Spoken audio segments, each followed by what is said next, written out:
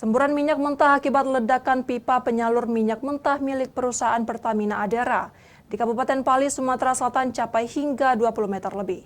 Sampai saat ini Pertamina masih mencari penyebab meledaknya pipa penyalur minyak mentah.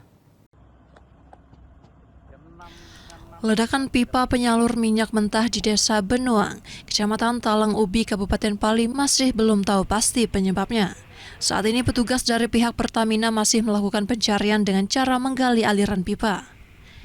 Namun kejadian ini membuat trauma dan rasa takut warga sekitar, terutama 30 kepala keluarga yang berada dekat dengan lokasi ledakan tersebut. Pasalnya selain ledakan menimbulkan suara yang keras, aroma minyak mentah yang pekat masih terasa di lokasi. Humas PT Pertamina Adera Erwin HP mengatakan pihaknya lagi berupaya mencari penyebab ledakan dan sedang melakukan penanganan sesuai SOP yang ada.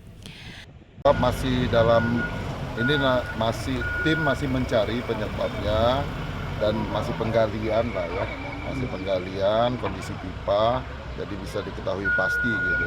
Jadi tim HSI kita masih mencari penyebab terjadinya kebocoran.